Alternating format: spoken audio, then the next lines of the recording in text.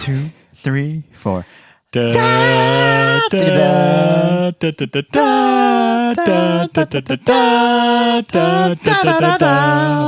meant to do the Indiana Jones theme song, but forgot it. Hi, everybody. Welcome to Passion Fruits, a passion project for passionate people. I'm your Joe Gunfruit, Daniel.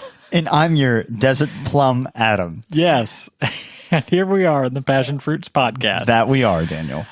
So, Adam, let's dive right into it. Let's X-Wing dive right into it. X-Wing dive? Yep, it's a new move that I've come up with called X-Wing dive. Are you a part of Rogue Squadron? You know it. I'm actually a part of Rouge Squadron. Rouge? We put on makeup before we go out in battle. The glamorous Rogue Squadron. Yeah. So, Adam, what do we do on this podcast? What is a podcast? Well, a podcast, Daniel, is like the radio on the internet. But for the internet. The internet radio. Now that has caught on, everybody's saying that because of our podcast. Hashtag trendsetters. Hashtag trending. Can trending be a trending hashtag? Oh, man. We may have just broken Twitter. Yes. Let's try and get that started. So what do we do on this podcast, Adam? Well, Daniel, we do a great many things on this podcast. Yes, we discuss philosophy. We do. We discuss the meaning of Wait, life. We do? Yes, we do. The meaning of life. I agreed with you so readily. We discuss the great book War and Peace and just how long it takes to read it. Or how long it would take a room full of monkeys with typewriters to write War and Peace or Shakespeare. Yes, exactly. Which is 3,672,531 years. 525,600 minutes. There's a great Simpsons where Mr. Burns has a room full of monkeys banging on typewriters, and he pulls a sheet out and he says, "It was the best of times. It was the blurst of times. Stupid monkey." So there's the Simpsons joke quota met. Thank you. Check it off. Yes. No, on this show, yes. on this podcast, on this internet radio extravaganza. Yeah. What is our radio station? KYZ 69420. Yeah. Yes, that. Got it. No, on this internet radio extravaganza phenomenon, if you will. Yeah. We talk about what takes someone from being a casual fan of something to becoming a passionate fanatic of that thing. Yes. And a lot of what we do is we talk amongst ourselves, between the two of us, as well as with guests that we may have on the show, about really what took you or what took that person to really becoming super passionate about this subject or a hobby. And we like to discover we like to delve into that story of that person. So it's a show about people. It's a show about the story of life. Yeah, you're totally right, Adam. Oh, and man, it's we're just like, so deep. When do you like sit in your house and look around you and realize that you are a shit crazy hoarder for your passion, and then the newspapers come falling down and you're trapped? But luckily, Lassie is there and saves you. So this is part 2 of our Star Wars series. Yes, it is. And today we are going to talk specifically about the extended universe for Star Wars. Yes. And Adam's passion for the extended universe. Yes. So one thing I realized in either on the drive home from work today or in the shower, I can't quite remember. Ooh, the shower. Yes. Sexy. Was we should have made this thing a trilogy, and then this episode would have been the Empire Strikes Back version of the trilogy, which means it would have been our best episode ever. But now we've already got that with the Queens of the Stone Age episode. That's true. Just imagine Queens of the Stone Age as part of the Star Wars trilogy. We could, we'll have Braxton on for the trilogy. That's right. And it will be the Yub Yub. It'll be the Yub Yub episode.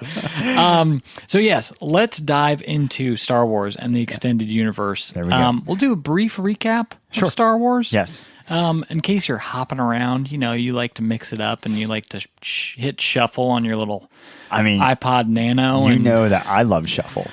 as does Bono. He does? Remember the iPod commercial? Oh, right. Sorry. Everyone dancing in the crazy colors. Damn it. I'm so sorry. Did you ever get the U2 iPod?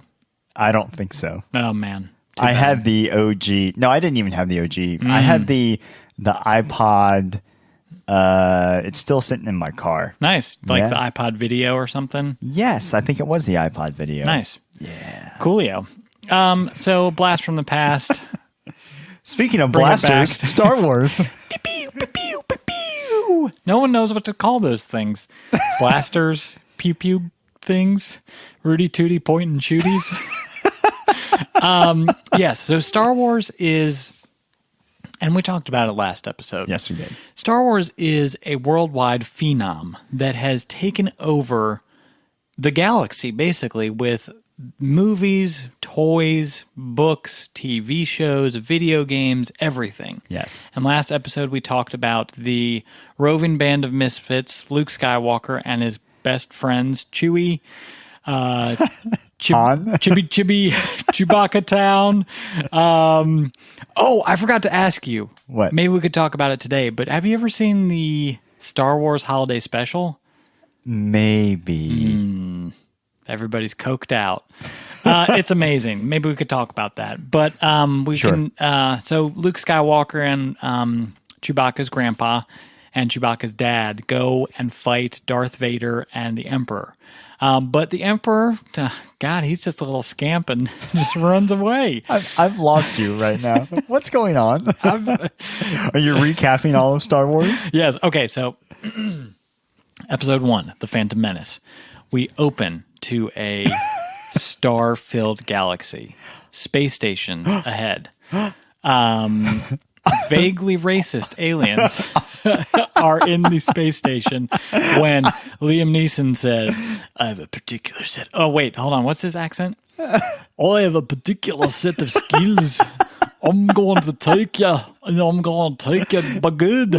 And Ewan McGregor's like, hey, there's a disturbance in the force. I'm Alec Guinness.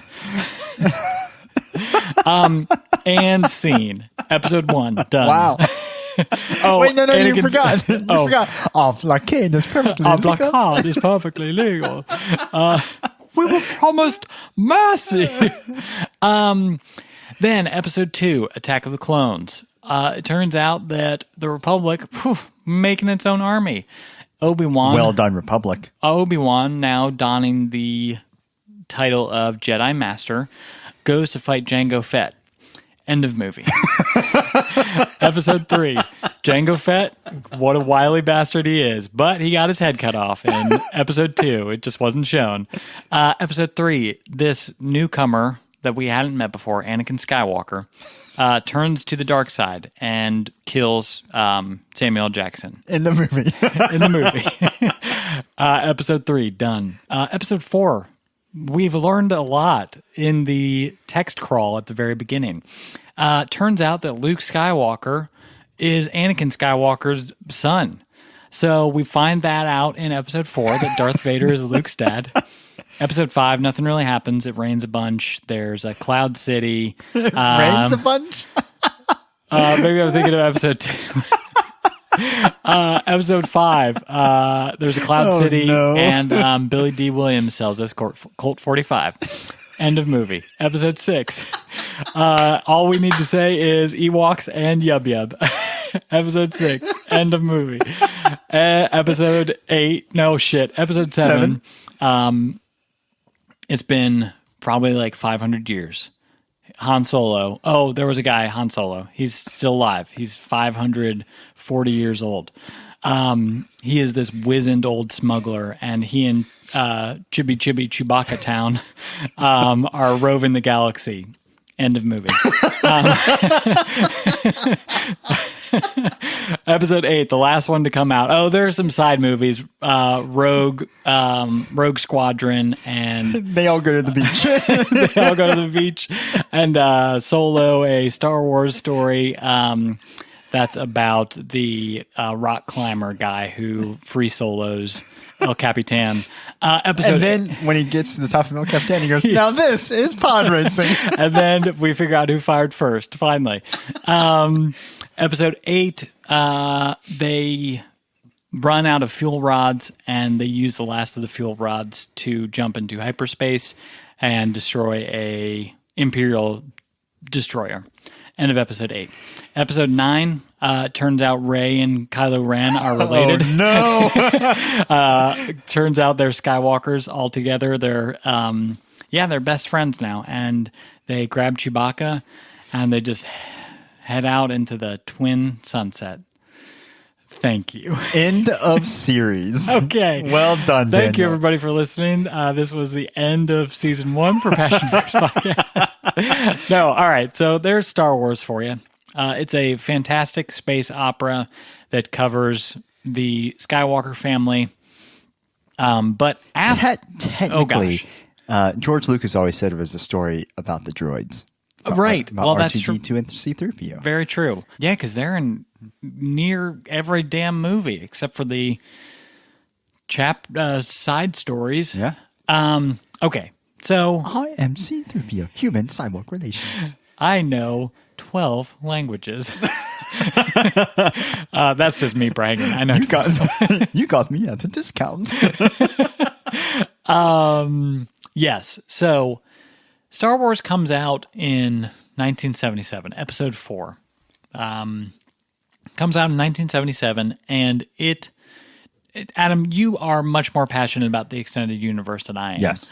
I enjoy Star Wars a lot, and we can get into what aspects of the extended universe that I really like. But tell me, did the extended universe kind of like pop up almost immediately, or let's delve into the extended universe. If you can explain it a little bit. I would have to go back and see like when some of the books were published, but I'm pretty sure like at the very latest by probably the late 80s there is fan fiction being written about Star Wars already, which and fan fiction, I mean like sanctioned fan fiction as far as like full novels coming out and stuff being written to expand the universe. And then I think Star Wars, once again, I'd have to go back and check, but I'm pretty sure like shorter comic strips were coming out already to kind of fill in the gaps. I know that there were stories about the Jedi that predated the original trilogy by thousands and thousands of years. Gotcha. I remember that because I remember renting out a comic book from the James Madison University Library. Oh wow! About Star Wars and set in the Star Wars universe once again, thousands of years before the events of the original trilogy, and that was in the late 90s, and it was already like a pretty old comic book. Gotcha. So and once again, listeners, we are not experts. No, but I'd say with anything such as anything that spurred additional kind of creative media from any big series around that time, I would imagine that it started pretty soon after the movies came out. Yeah, so the extended universe of Star Wars is... The Star Wars films are the vision of George Lucas. Yes. And the extended universe is different. I guess I would assume it kind of started with authors writing different stories and books that were sanctioned ultimately by Lucasfilms and George Lucas himself that expanded the entire universe and almost fleshed out Star Wars more than the trilogies ever really did. Yes. 'Cause, I mean, it goes into the Old Republic and Jedi fighting styles, and they have different book series that come out or that are supposed to be set after the events of Return of the Jedi, and like seeing Luke become this powerful Jedi master who trains Kylo Ren and his sister Rey. Oh boy, gotcha. No, I think I know you're correct, and I think it's a little bit different because I don't believe that George Lucas ever gave any direction to these authors. Interesting. I think it's people that he like kind of blessed it, and as long as it wasn't like Luke going on a homicidal rampage. Right. You know, the day after they blew up the Death Star. Right. The second Death Star, I think it was fine. But I think that's part of George Lucas's genius is that he definitely authorized them. Gotcha. And gave different authors or artists kind of creative liberties to expand the universe without necessarily following some sort of formula, right? Because he knew that it would spread his brand, and totally made him tons and tons of money. Yeah, I think you're right. I think that books and comic books probably came out first, and then came all the different parodies. Parodies and stuff. But think about it, like Spaceballs didn't come out that much later than the last movie. No, it was like 85, 86 or something like that. Yeah. And actually, that's interesting that you bring up kind of George Lucas's direction. In doing a little bit of research in what I would like to talk about when we get into the extended universe, some of the video games, I was researching Knights of the Old Republic and Knights of the Old Republic 2, also known as KOTOR and KOTOR 2. Their direction for the games were basically like you could either choose to set your game 4,000 years before the events of Episode 4 or in between like Episode 4 and Episode 5 or something like that. Gotcha. In between like either the prequel trilogy or the original trilogy or some of the other movies. And they chose to go back to, the Old Republic, obviously. So I think kind of as a good broad definition of the extended universe for Star Wars is it's any of the events and characters and that took place before, during, or after the original trilogy. Right. And people have taken liberties on that all across the board. Once again, video games being one of them. Yeah. Different book series being one of them. And we can get into the I'd say the controversy about how the latest film trilogy has taken the direction of what people have more or less assumed would be the direction of the Star Wars universe post Return of the Jedi. Yeah, totally. Let's get into kind of passion. Well, that was kind of a good Passion Fruitspedia section.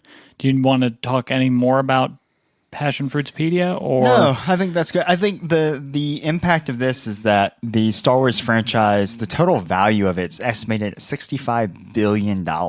Just like us. Exactly. But actually, we're $69 billion. I think that's good. Let's hop into Coco Corner. Okay. We started with me last time. Oh gosh. Do you want to start with you this time, Daniel? No. Let's start with you. No, Daniel. I insist. Okay, we can start with me. Mine will be brief, but fascinating. Oh, yes. As all your Coco Corners are. Well, yeah, of course. Except for half of them. So I'll be honest, Adam and dear listeners. I may be like a fan of the extended universe more than I realize, mostly because of the stuff that I consumed when I was younger or even now. But I never after watching Star Wars, I never was like, oh, I need to go read this book. I need to go learn more about what happened after Return of the Jedi. So, real quick, yes. Are you like that with anything else from let's say like Marvel Comics? Yes. So if you read something about, a tertiary character in a Marvel comic, do you immediately go like, oh, what the heck is that? I need to go find out? Like, is that part of your personality? Are you an innately curious person? I'm curious like a cat, and that's why they call me Whiskers. But let me think. I just stumped Daniel. Nicely done, Adam. I just high-fived myself. We'll cut out all of the silence. So it sounds like you're doing that like 2 seconds after I said, let me think. Yes. And you congratulate yourself. I don't know. I don't really think so. Okay. I like learning more. And when we do our Marvel Cinematic Universe series, I will kind of delve deeper into what I really find interesting about stuff like that. Okay.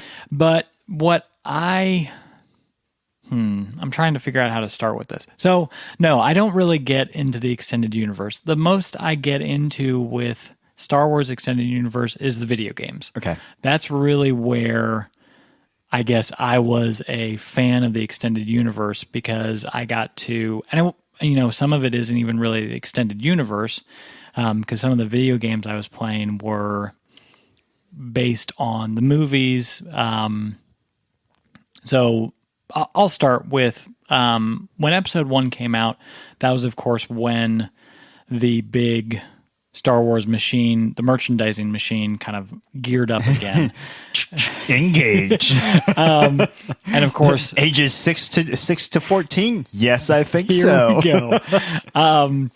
So episode 1 came out, and of course, it had that amazing, flawlessly edited, flawlessly acted pod racing scene. I loved the pod racing scene. I know.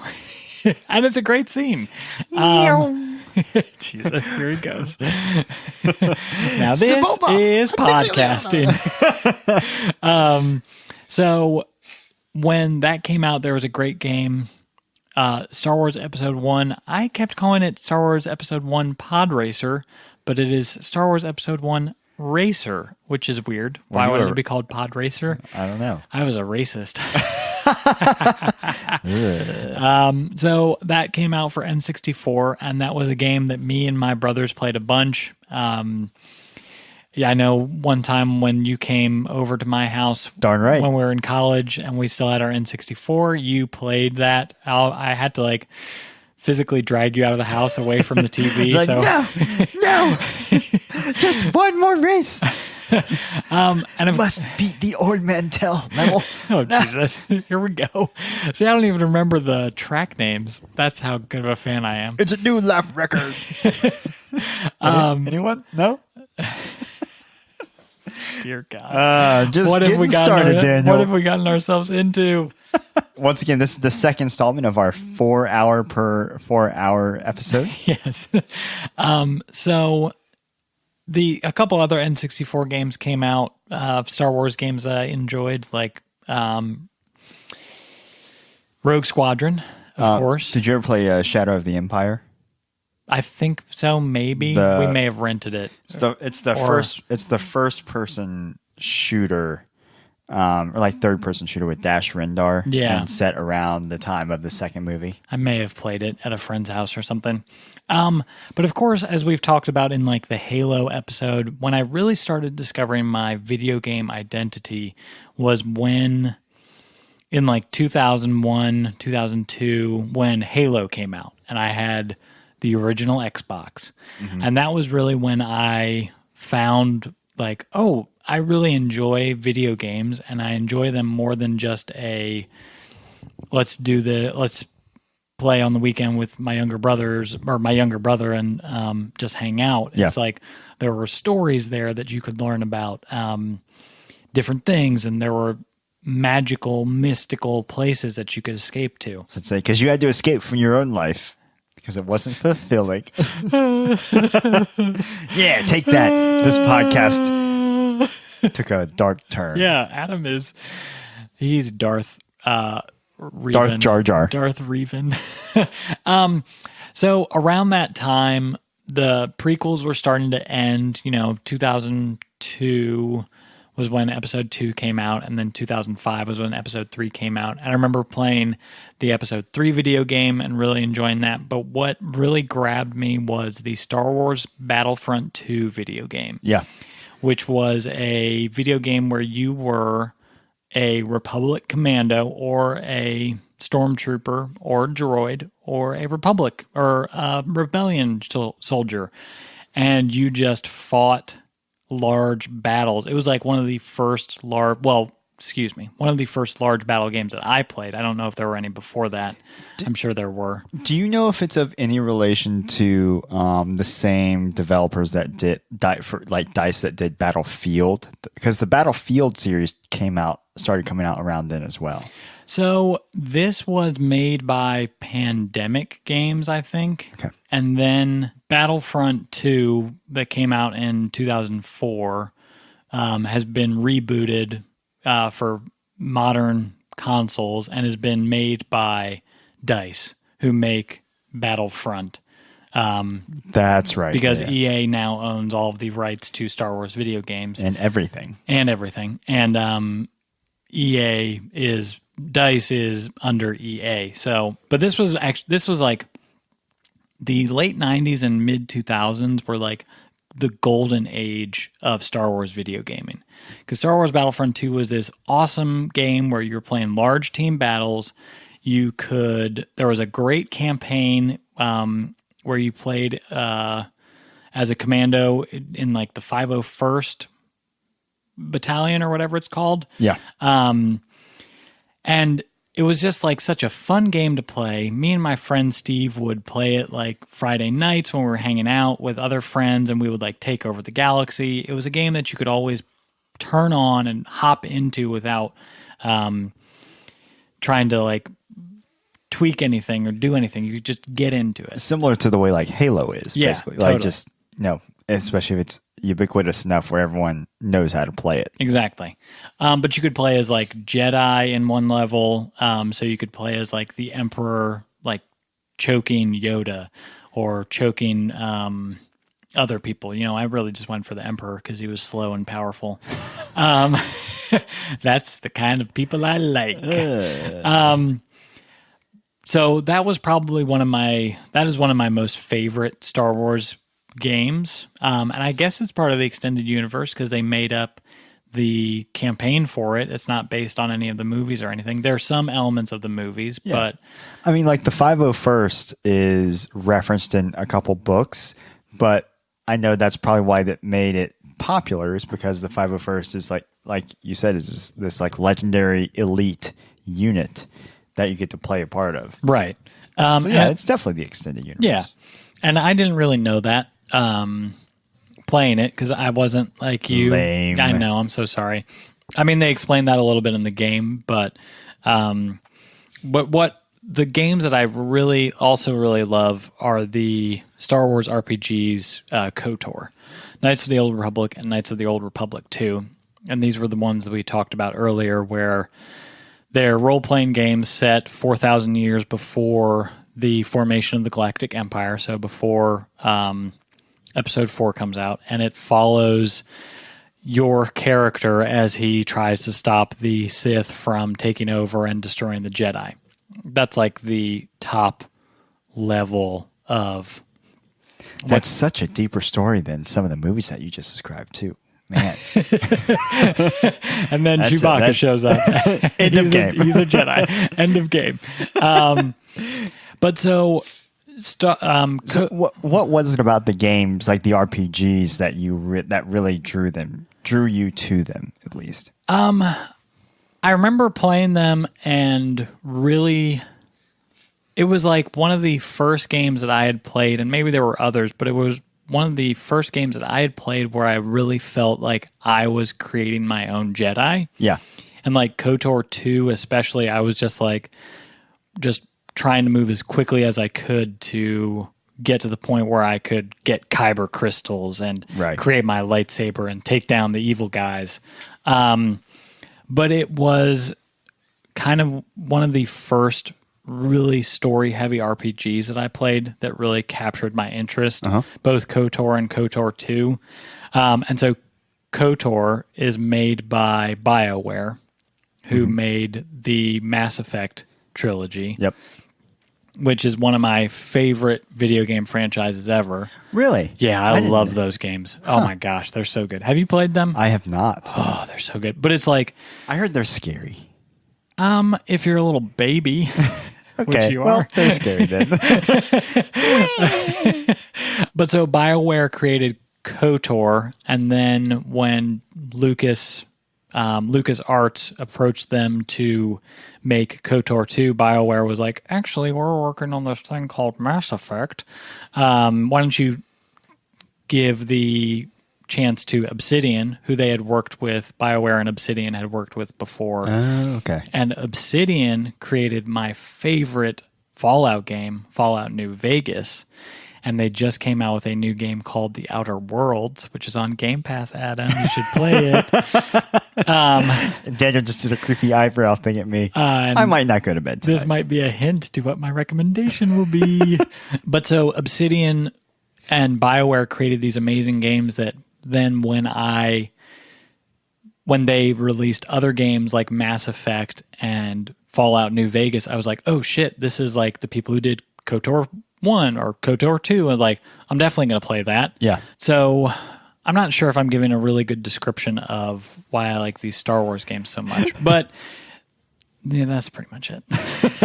They were just like really fun and very story driven Star Wars games that I don't know. It was almost like if I were to try and get into some of the books or get into other parts of the expanded universe, there's like kind of like how you talk about the Marvel Cinematic Universe or the Marvel Universe. Yeah. There's so much stuff. Right. But with KOTOR and KOTOR 2 and Star Wars Battlefront 2, they're so self-contained that I don't have to know all this other shit about Star Wars to get it and have fun.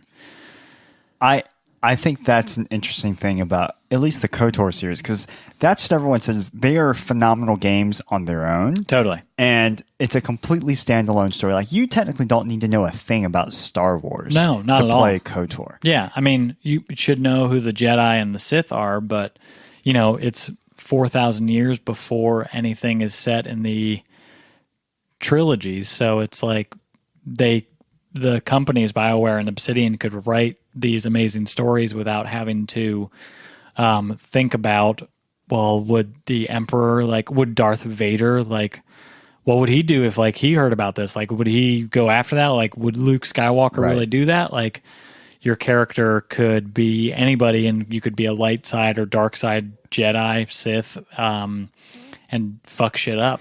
And I think the cool thing, too, about KOTOR... So I've never played KOTOR 2, just KOTOR 1. Oh, damn, dude. It was a weird thing where I couldn't get...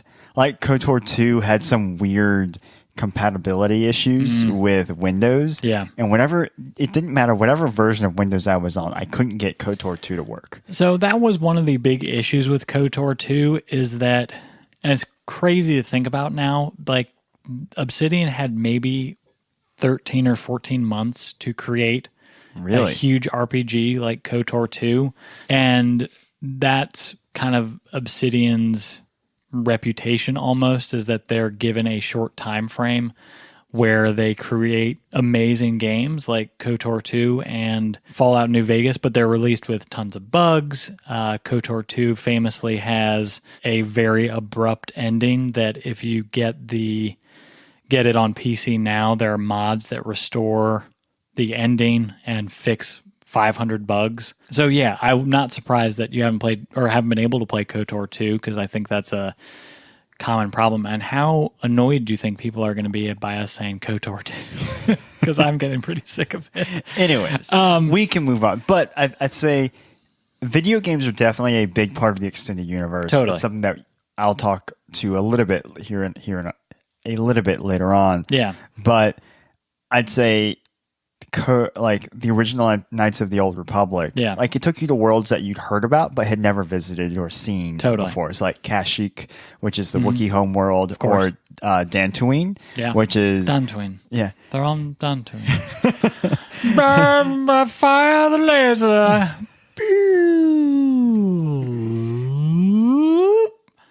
That's the Death Star shooting.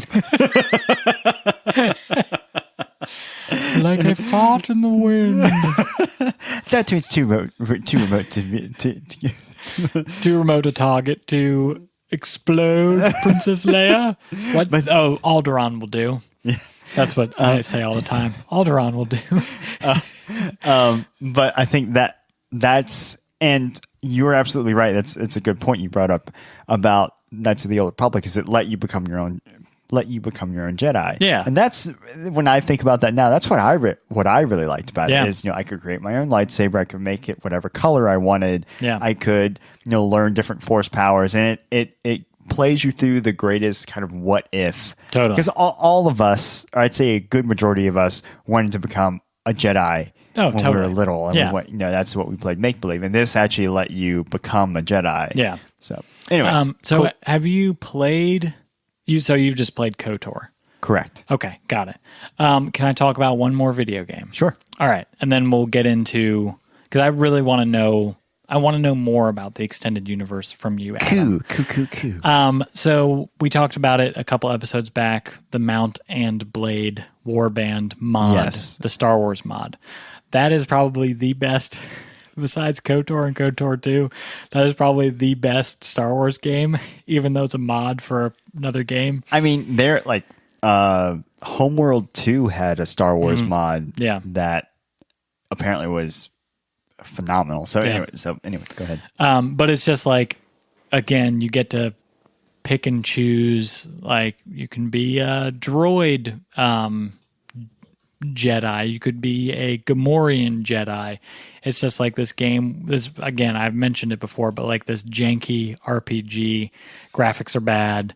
At certain points, if you have a double-bladed lightsaber, you'll hold it above your head with both blades. But it's this RPG where you can become literally anything. I mean, you could be a nerf herder and herd nerfs around, or be like a spice trader and work with Jabba the Hutt. You scruffy looking nerf herder. Hey, who's a nerf herder? Me in my game. So yeah, play that game, Adam. God damn it. I will try. Okay. Do you want to... No, hold on. Do or do not. There is no try. Oh, boy. Don't try it. It's over, Anakin. I have the high ground. That's the Emperor saying that to Obi-Wan. All right, Adam. Let's do this. Let's take a quick break. Take a shit. Oh, Yes. yeah. Take a big old dump. We almost got through an episode. We'll get rid of that. Yeah, Adam has to take a little shit. So let's take a little break, and we'll be right back. We're back, everybody. We are. So thank you for letting me talk, Adam, about Star Wars video games. I think I will give myself an A+ because I did a fucking amazing job. That you did. Thanks. Well done, Daniel. So you got the last 500,000 listeners on the planet Earth, because we already had like 6.5 billion. Right. I think your math is off, but 500 million listeners? Sure. Thank you for correcting yourself. Oh, well. Because that's what we do here. We say nothing incorrect, and if we ever did, we would correct ourselves. So yes, Adam, let's have you talk for a long time about your passion for the extended universe, and really how, because I really want to know how it happened. Like, Sure. Yeah, start from when you were born. All right. So when I was little, when I was born, I was swaddled, and when I was little, I was like, I'm a fucking Jedi. Whoa. Yeah. Those are your first words? My first words. I'm a fucking Jedi. Yeah, it may be because my parents forced me to watch Return of the Jedi over and over and over and over again when I was like 6 months old. But that's okay. And your first words weren't yub yub?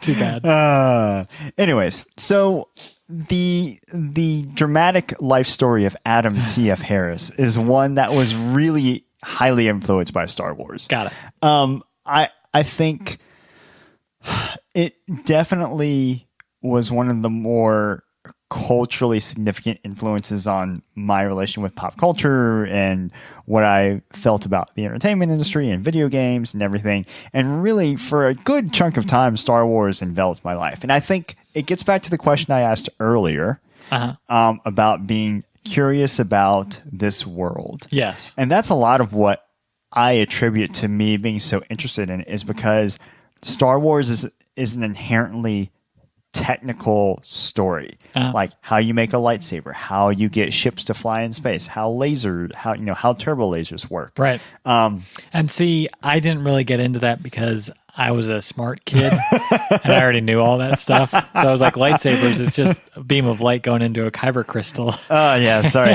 Well, what's the energy source for that beam of light? A fuel rod. How can the beam of light stop?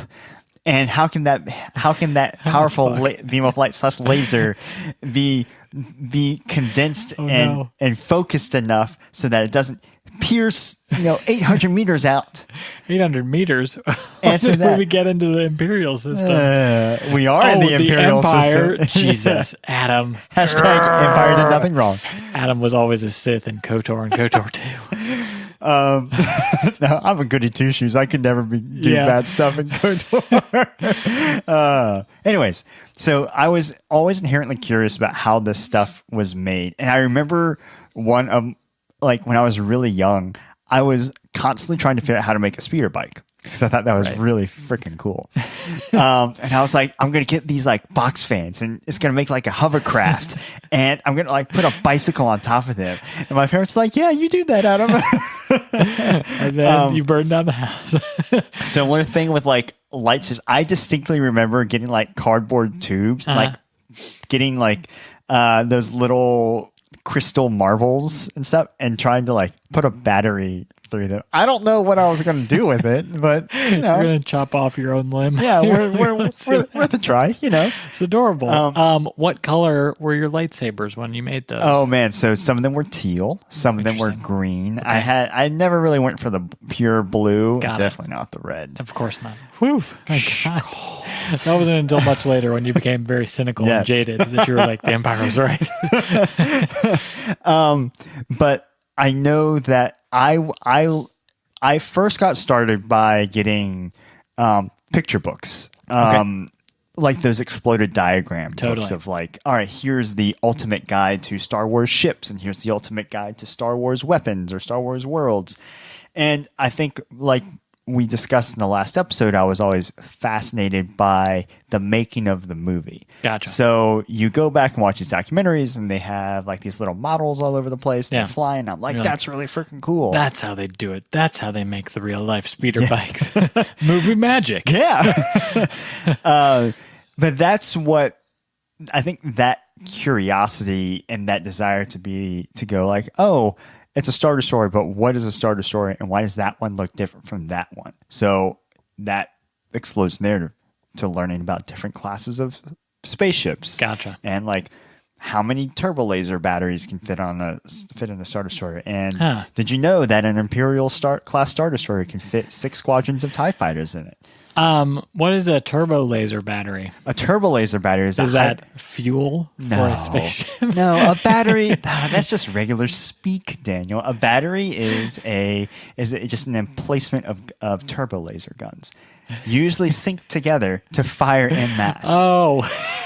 Not like a battery, like a cannon battery. We're in Star Wars land. That's true. Anything could happen. Star Wars land, aka a galaxy far, far away. Yeah, so that was Did you draw your own exploded diagrams? I did. I tried to draw.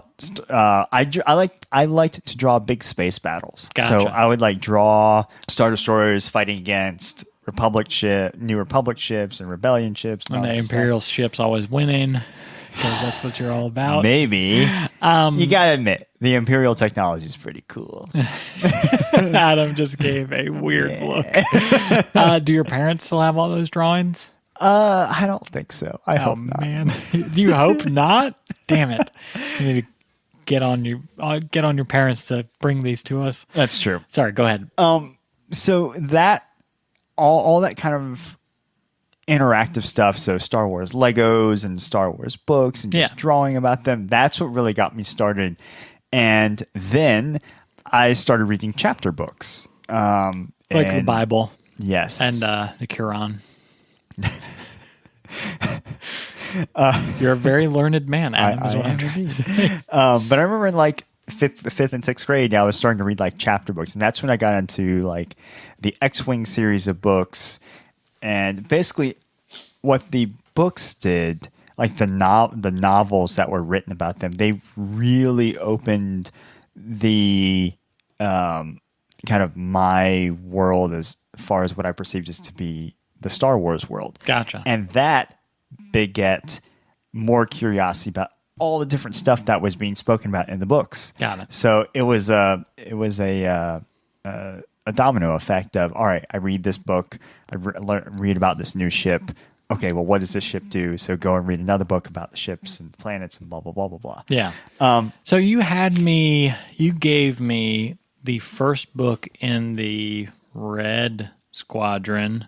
X-Wing. Yes. Series. I'm good at this. You gave me the first book in the X-Wing Squadron series of novels to try and give me an idea, to try and help me figure out why you enjoy these books so much. And I'll be honest, I had trouble getting through the first 50 pages. Yes, you mentioned that. Yes. So talk more about these books and which series are your favorite, and kind of help me understand your magical brain. I really appreciate all of them, although I do go back to the X-Wing series and the Thrawn trilogy pretty consistently. So, wait, I did read the Thrawn. I read the first Thrawn trilogy book. I have stolen your copies of those books. I know. Just like a true Sith. Stealing books. If there's no record of a planet, then somebody deleted it. If there was never a record of your books, and then I stole them. Master Obi-Wan has lost a planet. How embarrassing. Strong is the deletion of records. Strong is the dark side. Slap my ass, won't you? Okay, we're getting off track here. Oh boy. Continue. So the majority of the Star Wars novels, like the expanded universe novels, came after the battle after the original trilogy, yes, after the Death Star, after the Battle of Endor, yes, which Endor, the moon of Endor, is also called Endor, and the planet is Endor. So, and I think a lot of that is because they knew that there was a prequel trilogy coming. Gotcha. To a certain extent, like that. If you started out with episodes 4, 5, and 6, clearly at some point they were going to make episodes 1, 2, and 3. And I think George Lucas had mentioned that. How he almost wanted to make the prequel trilogy, maybe not first, but he mentioned, when in the 80s when the movies were done, that he wanted to do the prequel trilogy, but felt like technology wasn't there yet. Yeah. So he had to wait a longish time, just like James Cameron and Avatar. Oh boy. Yes. Both visionary filmmakers. AKA Pocahontas. Avatar Terminator. But I think that's what caused this explosion in the number of books in the post Battle of Endor universe, is because I don't know if people had planned on actually having, canon films come after Return of the Jedi. Yeah.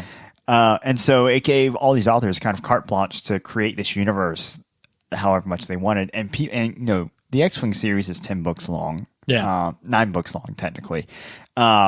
Maybe 10 if you include that Jedi. Anyways. I don't know what Adam just said, but I was muttering to myself. He muttered like it was very important that maybe he had an opinion that was unpopular, but other people would be mad at him. So no, he won't say it again. There is a book called I, Jedi that featured iRobot. With Will Smith. And also the Isaac Asimov book, but go ahead. I, Claudius. Still going there? Give me more time. I can certainly think of more I books. But that's what really... Wait, hold on. What was the I, Jedi thing? So now you want to hear about it, huh? I see. Come on, this is what this podcast has been. I know. Us interrupting each other and ultimately finishing our thoughts. Yes. 2 hours later. Yes. You're welcome, listeners. So there was the iPod. This is iPod racing. The iPod. Shit. Why did they never throwing their iPods across the room? Who can go faster? Who can go farther? All right, so I, Jedi. So I, Jedi is that how Yoda would introduce himself? I, Jedi. No, wouldn't it be like Jedi? I am. No, I think I'm right. George Lucas called me earlier today. He says, George, he talks like Yoda. George Lucas, I am. Yoda says it like, hi, Jedi. Okay. Good for you, Daniel. All right. So I Jedi, your favorite X-Wing book. But basically, there's so many of these authors that have made these books, and I Jedi being one of them. It's an offshoot of one of the main characters from the X-Wing series. Okay. So let me up level this back to post Return of the Jedi type discussion. But essentially, there is a pseudo chronological order that all these books go in. Okay.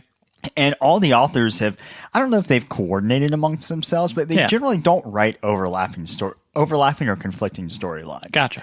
And I think that's a really neat thing, is because you can basically read from the moment after the Battle of Endor to shoot like 50 years post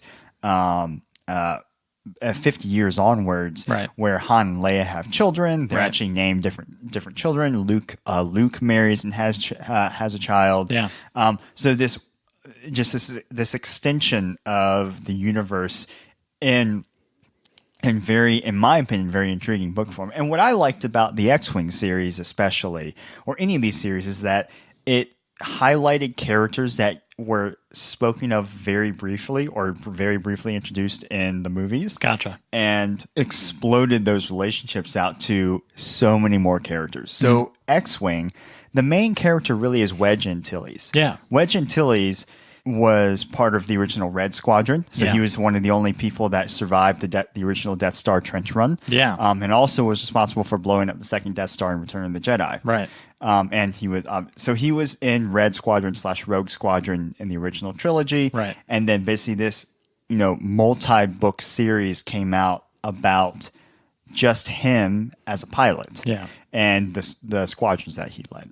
And then, like I said, literally hundreds of books, if you count them all. Maybe not hundreds, but a lot. Gotcha. And that's what I really enjoyed reading about them, is because it still made sense within the original universe. And it still built upon that base level of knowledge that I had from watching the movies and reading the stuff about the original movies, and expanded upon each of them. Got it. So what was wrong with I Jedi? I Jedi was not a part of the X-Wing series. It was basically a standalone book that directly tied into the events of one of the X-Wing series books. Gotcha. But was written by a different author essentially. Gotcha. And you don't like that one? I liked it. I liked it enough. But anyways. Earlier, like 5 minutes ago, you were pretty iffy about I Jedi. No, now you're backtracking, worried that the author will hear this episode. Yes, just like all the people in the world. Like, oh man, I was tweeted at by Josh Homney. Josh Homme? Josh Homme. For Queens of the Stone Age? Josh Homme. Homme? Josh Homme. It's Homme like mommy. Okay. Josh Homme. He tweeted at me. He was like, I fucking hated your Queens of the Stone Age episode. That Daniel's a real douchebag. I almost got very excited that he actually tweeted at you, but I'm glad he didn't. He said I'm a douchebag? I'll kill that guy. So that's just one example. I think the most notable of the books is the Thrawn series. Yes. And this relates back to our original, back to our last episode about the movies, is that there's a lot of controversy surrounding the storyline of the sequel trilogy, episodes 7, 8, and soon to be 9, is that it's not featuring the Thrawn trilogy. The Thrawn trilogy basically features this rogue warlord, and really it brings in all the major characters. It questions Luke as a growing Jedi master kind of thing. But I think that was, to me, made me feel really loyal towards the books when the sequel trilogy came out, because I was so invested in all these character timelines. Right. Yeah, because the Thrawn trilogy was the definitive what happens after Return of the Jedi, with Luke setting up his own Jedi temple, Princess Leia helping build the Republic again, and Han Solo and Princess Leia having children and being tutored under Luke. Yes. And so we can talk about it later, or we could talk about it now, because when Disney bought Star Wars, they retconned all of that extended universe. They did. And I remember reading something. Who's the author of the Thrawn trilogy? Timothy Zahn. All right, Timothy Zahn. I remember reading like this kind of heartbreaking quote from him that was like, well, it's what, I always thought it was just like was fan fiction that people adopted and became part of the canon. But, now that Disney's here, it's just became like just fan fiction that I wrote, which is very sad ultimately. But so hasn't Disney, they've released a new book with Thrawn, haven't they? I can't remember. I haven't kept up with it super well. Gotcha. So you're more into the older extended universe, the Legends universe. Yes. Because I think they released a new Thrawn book, which may... It disappoints me a little bit because, I mean, it's a good business move by Disney, and Star Wars is going to continue to make Disney billions of dollars. But I think it seems disingenuous to the last 4 decades of stuff that has been made up around the original Star Wars trilogy. Yeah. By really dedicated fans. And I mean, we don't have to stick to the books completely, but that's one thing. But really for me, reading the books continue to expand my interest in everything else, be it Legos or be it all the Star Wars parodies, which I love. Before we recorded this episode, Daniel and I watched an episode of Family Guy. Yes. And one of my favorite series of Family Guy is they parodied the original trilogy almost scene for scene. Right. And granted, they did drag on a little bit, but what? But I think it's hilarious. And Star Wars within itself has become so ubiquitous within kind of the world's culture, and there's so many references to it. And once again, Spaceballs being a lampoon of Star Wars, Star Trek, and all the other kind of what was it, Planet of the Apes as well, I think. But it's really become just a pinnacle of what science fiction is and how pervasive it can become. Here's a question for you that we can get into an argument about. Oh boy. Do you think Star Wars is science fiction or fantasy? I don't know. I mean, there's definitely a fantasy. Boom goes the dynamite. There's a fantasy. I win. I'm going to tweet at Josh Homme. I'm cool, right? I'm cool. Sorry, go ahead. I mean, there's definitely a fantasy element to it because of the Force. And like this all-powerful, like philosophical being or force. Yeah. The Force. Capital T, capital F. How many times do you want to say it? We never repeat ourselves on this podcast or stutter or fart. I think the interesting thing is the intro to every Star Wars movie is a long time ago in a galaxy far, far away. So this is actually in the past. We've come full circle as a So race. It's all time traveling stuff. Yeah. So definitely science fiction. I would say, Jesus. I would say it's more fantasy, but let's not get into it. So if I were to come up to you on the street, grab you by your lapels, rip open your shirt, and just ravage you. Whoa. Hold on, let's rewind. If I were to go see you on the street and just grab you by your lapels and just shake you and say, which Star Wars series book to read? Besides the Thrawn trilogy and the X-Wing series, what should I read? I'd say the book Truce at Bakura. Okay. Is really good. It's immediately following Return of the Jedi. Okay. Truce at Scott Bakula. Quantum Leap. Oh boy. That Shadows of the Empire, which comes in between episodes 5 and 6, or is that a Thrawn trilogy book? No. Interesting. So Shadows of the Empire, I actually have the book sitting up on my bookshelf. Nice. But that's it basically details how to a picture. He actually pointed to a Garfield Fat Cat 3-pack book. I don't know what he's talking about. Adam, do you even know what Star Wars is? Luke Skywalker really likes lasagna, doesn't he?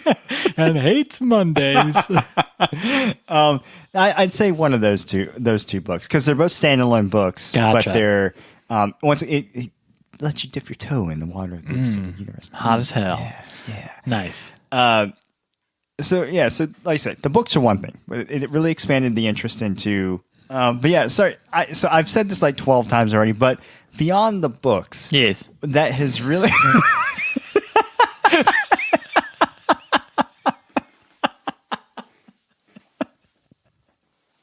I'd say my interest was done primarily with the books, but in parallel, a few of the video games. So my video games are very different from your video games.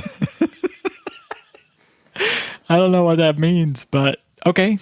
No, just in the ones that I've played and gravitated towards. You're as we've talked about in our video game episodes, you are a PC gamer. Yes. Because you haven't had a console until, Post-college. an hour ago or something when you bought your first Xbox. I got a regular Xbox. It's still working. You got a Dreamcast. Yeah. Dreamcast. Sorry, go ahead. So but I remember the first Star Wars video game I got was Rebel Assault 2. It was a pretty mediocre video game. But once again, it expanded. It didn't focus on any of the original characters. Gotcha. It was just you were just like a rebel. I just can't remember the plot at all. Oh my God! I thought he was the biggest fan in the world. I know. I'm sorry. He thought he was hot shit, but he's actually cold diarrhea. But I remember with Rebel Assault 2, it was the first game where I couldn't beat a level, and so I asked for Christmas one year. A Game Shark? No. I never cheated video games, Daniel. Sure. I asked for a joystick. Oh, yeah, and fancy. That helped me beat the level. Played with your joystick for hours and hours. Wink.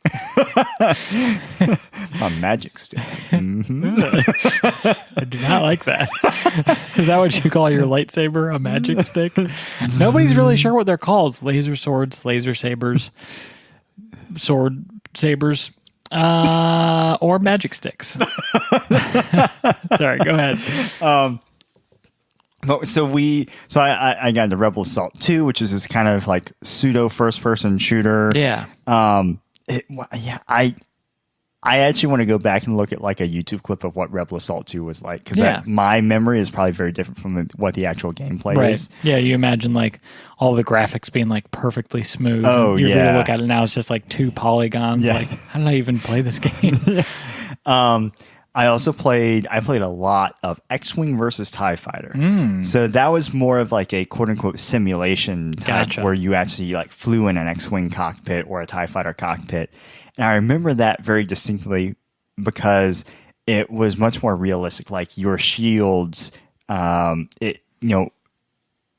a TIE Fighter could be defeated in 2 shots. Oh, shit. Because TIE Fighters don't have shields. Right. And, if you just held the trigger down with your lasers, they'd run out of charge and you have to let them recharge. So this was like perfect for you. You and your diagrams and workings of the Imperial system and stuff like that.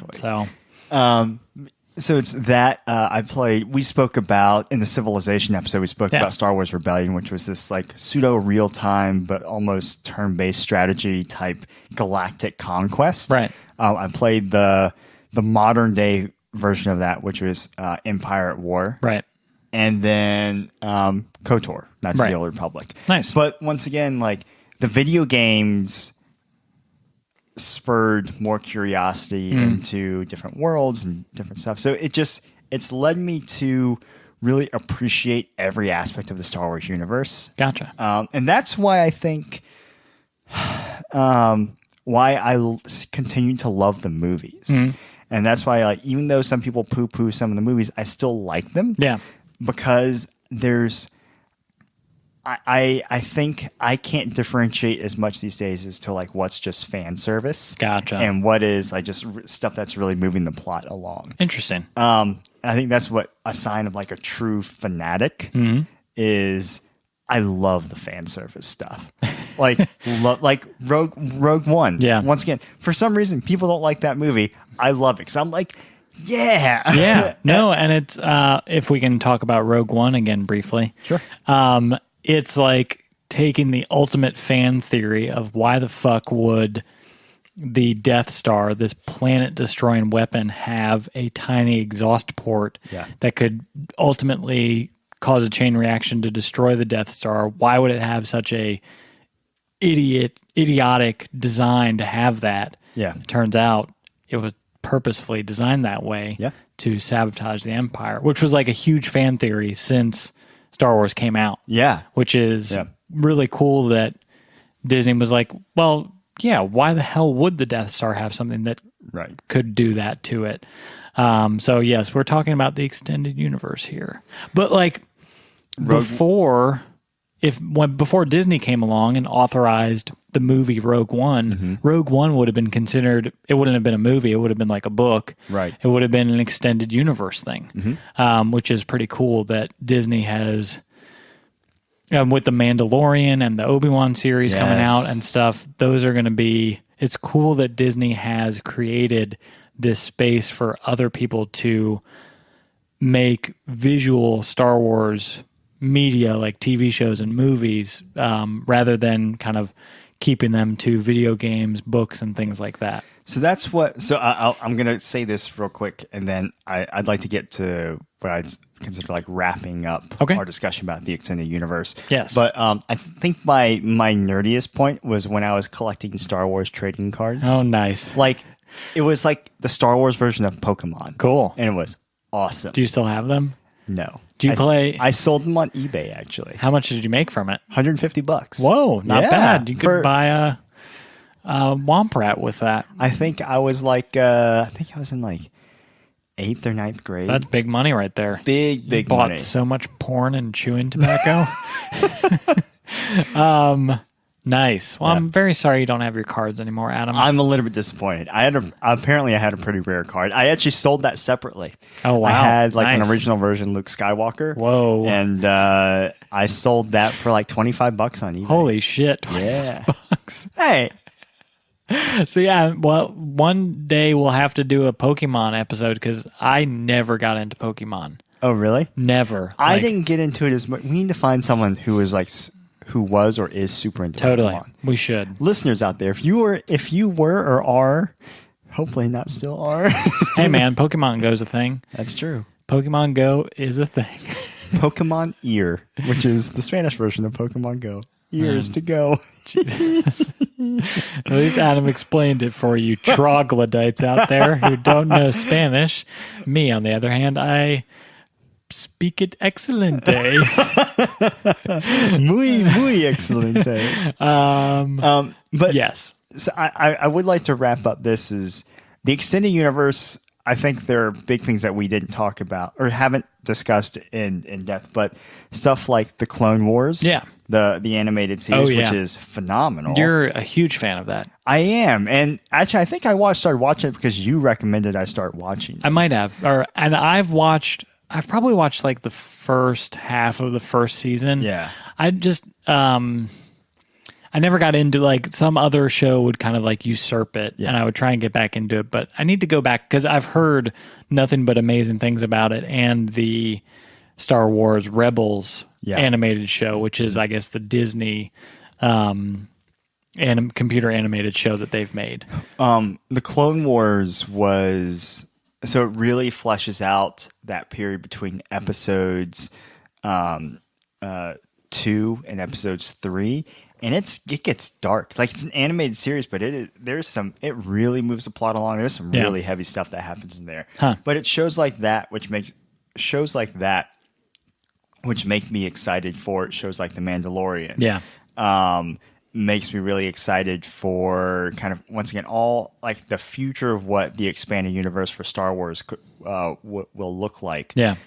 With these feature length films, but also like HBO series level productions. Totally. That I think will kind of keep expanding the kind of the Star Wars foundation for what we know to be canon, which I think is really cool, because that's going to spurn more books. It's going to It's going to spawn. Yeah, there you go. Yeah. I think it's going to create more opportunities for books and video games. Thwart more books. Yes. Is there any? Because we're kind of these Star Wars episodes have been kind of loosey goosey. Is there any other kind of I Heart Star Wars that you want to talk about? Like in that section, we kind of did that with the movies and stuff, and that the first part 1 Star Wars episode was kind of, we went off the cuff quite a bit. So is there anything that you want to, you kind of wrapped it up nicely, and here I am extending it out because I like to do that because I'm a rebel, like a rebel for the Star Wars galaxy. And I like order. Order in the court. I am the Senate. Jesus. Unlimited power. Zap.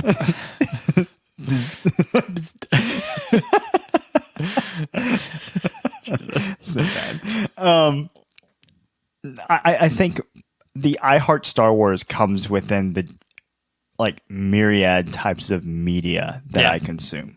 Media or just interact. So it's not, I don't enjoy just movies. I enjoy everything surrounding the movies as well. And I think that's pretty indicative. Like I bought a book called The Science of Star Wars. So like it literally goes through and talks about, all right, what would it take from what we know about science right now? What would it take to do hyperspace travel or interesting, that kind of thing? So Star Wars, the whole medium, it's like its own medium pretty much. It's your comfort food. Yes, for sure. Nice. For sure. Dope as hell. And that, and I think I hide it fairly well in the general public. He doesn't. His car, it looks like a TIE fighter. It even has the wings attached to it. I'm a real annoyance on the interstate. Yeah. Out of my way. I'm a stormtrooper or Imperial pilot. Excuse me. That would be awesome if I put wings on the side of my car. I've got a white car. I could put. It's almost Halloween. Oh, fuck. We forgot to do our Halloween intro. You ready? Spooky passion fruits, spooky passion fruits. What's the spookiest fruit out there? It's obviously a pineapple. Oh, really? Yeah? Welcome to Spooky Passion Fruits. I'm your Blueberry Daniel. And I'm your strawberry Adam. Jesus. And today we're talking about spooky Star Wars. I like how you preface everything with spooky. It's the spookiest night of the year, October 30th. Yes. So Star Wars, the extended universe. Yeah. We could talk about Star Wars for years and years and years. We could indeed. But listeners out there, if you would like to get in touch with us about your feelings about Star Wars and how much you love it, please just drop us a line. We'll give all the social media contacts and emails at the end of this episode. So, you have to keep listening. Anything else you want to say, Adam? Nope. I think that about wraps it up. Let's do it. Let's get into a recommendation. Recommendations. Last time, I recommended that you listen to the Office Ladies podcast and the Last Podcast on the Left podcast. Yes. What did you listen to? I listened to the Office Ladies podcast. Nice. Both episodes. Well, the third episode just dropped today, so I haven't gotten a chance to listen to that. It's very good. Rainn Wilson is on it. Yes, I noticed. Very funny. So I haven't, but I really enjoy it. I'm curious to see how the podcast evolves because I think their on-air chemistry is just not nearly up to the level that we are. Right. It's obvious that they haven't been doing this a while like we have. Yes. Jenna and Angela, let us know if you want some pointers. We're here for Hopefully, when we do our episode about The Office, we can have them on because then they'll be like, we know what podcasts are and we wouldn't have to explain it to them because podcasts are like radio for the internet. No, but I think there are. I think it's good. I think the potential is there. Yeah. They do have a. I think their chemistry still just needs to build a little bit more as far as how they transition between subjects and stuff like that. Not that we ever have any issues with that whatsoever. So I forgot to say something about Star Wars that I would like to say. I agree. I think it's a very funny podcast, and it's very interesting to hear some of the stories from when they were filming, because they're doing it episode by episode. And I almost kind of wish they would, I don't know, truncate. Like the first season, like, is fine. There's some funny stuff, but like listening to it, I don't know if they would need to go episode by episode. It would, because in the third episode, they've started to tell some of the same stories that we heard in the first 2 episodes. Oh, really? Yeah. Do you think they're going to run out of content? I don't think so, because but once they get past certain seasons, like, what I would really like to hear would be the episodes about some of the landmark episodes, like the dinner party episode or Survivor Man episode, or I don't know. It will be interesting. Threat Level Midnight. Yeah, it will be interesting to see how the podcast evolves, like you said. Yeah, and how long they keep it going, because they're over 200 episodes. It's a little bit tough too, because they have an hour long, like a 45-minute to an hour long episode, talking about a 20-minute Office episode. Right. I think, and there's only so much you can unpack. Right. Especially within kind of a sitcom-esque, like a multi-camera sitcom. Right. So if they did maybe like if the first season was 2 podcast episodes, like the first 3 show episodes and then the last 3, that would be interesting. Again, very excited to see where it goes, because I love The Office, but re-listening to it in the car with Katie, she mentioned that she was like, I don't know, I would like to hear the episodes about like dinner party or like other landmark episodes, but I don't know if I want to go chronologically through it and listen to it. But I will be interested to hear their opinions on some of these episodes, because like every episode can't be like, oh, this was an amazing episode. Like there are some duds. Yeah. Oh, totally. I'd be interested to hear what their perceptions of that are versus others. Now, I do think they have a lot of potential to have, because they have Rainn Wilson on this episode, and they have a lot of potential to bring on different guests that will add more flavor to it. Totally. Even like writers and producers and creators and actors and actresses and everybody. Once again, Daniel, they're not like us. We are professionals. Yeah, and just there's something about our voices and our dynamic that people are like, give us more just Daniel and Adam. Yeah, just Daniel and Adam. Just them doing Yoda impressions. And laughing. Yeah. Well, good, Adam. I'm glad you listened to it. Last podcast on the left is in my queue, though. You should check it out. The latest episode was a very funny one. You should listen to that one. Last time you recommended to me the Family Guy episode, Disney the Reboot, which we just watched before recording this. I have such a complicated relationship with Family Guy, Adam. Tell me where it touched you. Show me on the doll. There's a Family Guy joke for you.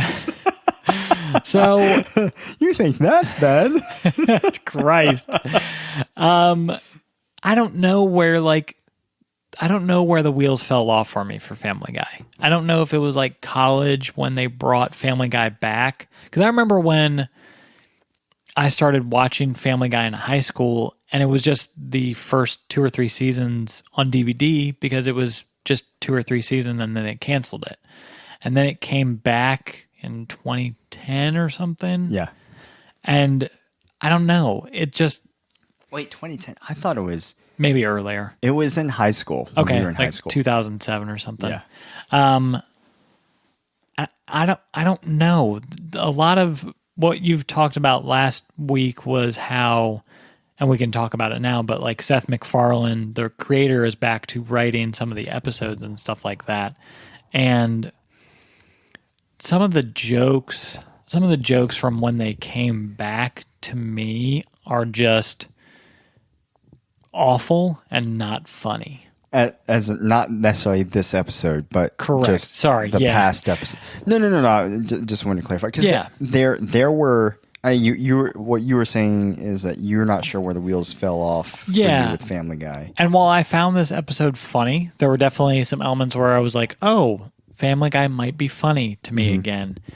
It's the almost like bias I have against Family Guy now, where it's just like been so lampooned so much by South Park, by The Simpsons, and just like all pop culture. Like, I don't know. It's just there are too many jokes they've had previously where it's just like there's literally a joke where I think The Simpsons made fun of them one time, and they decided, like, because Simpsons and Family Guy are both on Fox, right? So Family Guy created their own little like Fox ad for The Simpsons underneath it was like a pop-up ad on their TV, like on their show. Oh yeah, and Quagmire, like it's like Marge there, and Quagmire goes and rapes Marge. What? Yeah, and like he sexually assaults Marge. So it's just like, what the fuck? When was that? It was like 2013, 2014 maybe. There was, and like I said, you and I talked about this last episode, but there was a solid, like at least 4 to 5 year period where the show was terrible. Yeah. So, like Gray and I talked about this. Yeah. Like you like could not get through an episode. Like it wasn't funny. Yeah. And aside from it not being funny, it was either gross, or just wildly inappropriate. Yeah. And that's me saying that, and I like South Park. Oh gosh. That's Adam saying that, and he likes Dave Matthews Band. The most offensive band in the world. Yeah. Oh boy. Last episode of the season, Adam. I gotta get that dig in. But anyway, so this past episode, okay. Yeah. I mean, I will probably I will check out another episode of this season. Yeah. And be like, is Adam being idiotic, or is Family Guy good again? There's one. Have you watched Downton Abbey? No, I have not. Okay. Sorry. There's one that lampoons the Downton Abbey. Gotcha. Which is it's quite funny actually. I'll watch all of Downton Abbey, and then I'll watch that Family Guy episode. But I appreciate Adam, because frankly, I would not have watched it otherwise. Yeah. So thanks. What would you like to recommend to me? Yes. This episode. Okay. I've got two. One that you can do easily. Okay. The other might take some doing. Okay. All right. Desert Sessions, the side project of Josh Homme, just came out. Their group just came out with an album last Friday. Oh, okay. It is amazing and amazingly weird, and you will probably hate it. But it's so good and just so funny and funky. And we've talked about Desert Sessions, how it's Josh Homme's side project where he gets a bunch of musicians together to create music, just to have fun. And the music they create may be the shittiest music they create in the world, but at least they got out there and recorded something and put it out. So all their songs, are they like about tiramisu? Are they about red velvet cake? Dessert Sessions? I'm going to punch Adam in the gonads. Yes. Pretty good. No, it's all about cacti and lizards. So yeah, check out Desert Sessions and let me know what you think, because I would like to hear your opinion on it as a person who doesn't like the weirder Queens of the Stone Age stuff. And then, Adam, we talked about it earlier, but Obsidian, the video game developer company, just came out with a video game called The Outer Worlds. Okay. And it is basically like Fallout New Vegas in space. Oh, cool. And it is awesome. And it is not a huge open world RPG.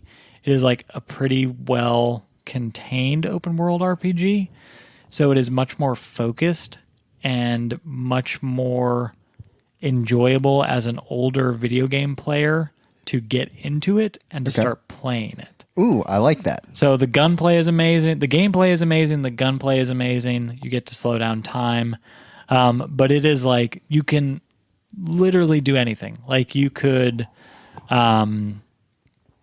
be like a swashbuckler or a guy who beats the game just by talking and never fighting.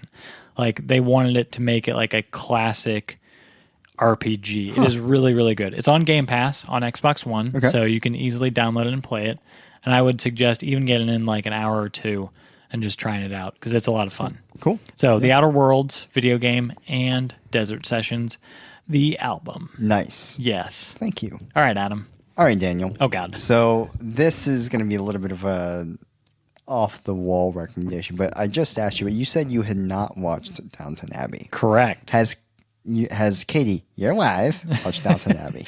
She is not, and she loves the British stuff. I would highly recommend it. So Sarah and I... See, I don't know if many people like that, Adam. I don't think many people like Downton Abbey. I know. It's a pretty... it's really pretty out there show. It's out there. It's raunchy. You know, it's just like... it's the PBS equivalent of a shock jock radio. Right, yeah. Just Howard bit after Stern bit. and stuff. Yeah. Sorry, go ahead. So Sarah and I literally finished up this series last night. Gotcha. Don't spoil anything, please. Everyone dies. It's like Game of Thrones. It's like Game of Thrones if it was set in the early 20th century. Interesting. Yeah. On PBS. Yes. So a lot of sex. PBS's version of Game of Thrones. A lot of boobs and penises. That's what PBS stands for. Penis, boobs, sex. I'm sure they would appreciate that. Yes, they would. They would love it. Sorry, go ahead. Never mind. So we just finished it up. Yeah. I surprised myself at how much I enjoyed the series. Nice. And it's incredibly well acted. And I was watching an interview with the cast on YouTube. Oh, sorry. Go ahead. Continue, but I'll mention something when you're done. And what they were like, what do you think? They asked the cast, like, what do you think makes this show so appealing? Because quite honestly, SNL did a skit on Downton Abbey since the movie has recently been released, and they're like, it's a movie primarily about cleaning. But literally, the premise is about this old English manor with this kind of the aristocracy. It's an explanation of exploration into British aristocracy and the working class. And how that's all changed around the turn of the century. Yeah. But anyways, they're like, it really, like, the premise is interesting, but that there are no big fight scenes. There's nothing You're really selling this. I know, I really am. But the main characters, they said, we think it's because people still relate to it because it's all about family. Yeah. And the idea that these relationships are built over many decades that the show spans, and the kind of the intricacies of family life and how they deal with change is just really, really fascinating. Interesting. And once again, it's beautifully acted. Yeah. You will cry at points. Nah, I never cry. And it's strangely addicting. Huh? Yeah. All right. I will check it out. Yeah. So I forgot to mention earlier that I watched a YouTube episode of Girlfriend Gamer Reviews. Yeah. And so I watched the Fallout 76 episode. It was funny. It was interesting. There were a lot of cutaways to make some jokes. Yes. Which maybe I need to watch another one to get the flavor of it. Yeah. Again, just getting on YouTube and just being like, let's watch a 5-minute thing and then we're done. Just kind of bugs me. So maybe I'll watch another one, Adam. Maybe I won't. But as a gift to you for the last episode of the season, I watched something on YouTube that you recommended. Thank you, Daniel. Aw. So thank you, everybody, for stopping by and listening to this season 1 finale. Adam, should we talk about this? Getting into season 2? Yeah. So we have just finished season 1 of Passion Fruits podcast. Don't miss us too much, guys. Don't miss us too much. And gals. And gals. We thank you so much for listening. We are going to take a 1.5 month long break. We will be back January 3rd to discuss something. We are not sure yet. But we'll come out with a couple mini episodes, maybe some Instagram stories. We may even try and get our podcast up on YouTube. Does this mean I have to put on clothes? No, we wouldn't be on it. It would just be a static screen with our logo. No, we have to be filmed. Jesus. I want internet fame. Go away. I don't want to film you. Paint me like one of your French ladies. Film me like one of your French girls on YouTube. So yeah, we will be officially back January 3rd, but keep an eye out on the feed for some year roundups and maybe some return of some guests and things like that. But we are really looking forward to season 2. We're going to dive into more subjects that we're not passionate about. We'll have more guests on and try and figure out how they get passionate about something. And we're really just going to come out swinging January 3rd. So booyah. Strap it on and spread it out. Oh, goodness gracious. Of course we had to end. And on what, joke. Adam? That is a clean joke. So yes, if you want updates, constant minute by minute updates of Passion Fruits Podcast, you can find us on Twitter at, here, I'm going to cross my fingers so Adam gets the Twitter handle right. Passion Fruits P2. Holy fuck. He did it.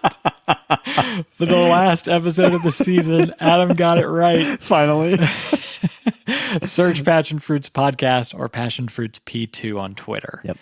And on Instagram at Passion Fruits Podcast. And we can be emailed at passionfruitspodcast@gmail.com. Gmail. Like, good day, mate. Gmail, mate. Jesus.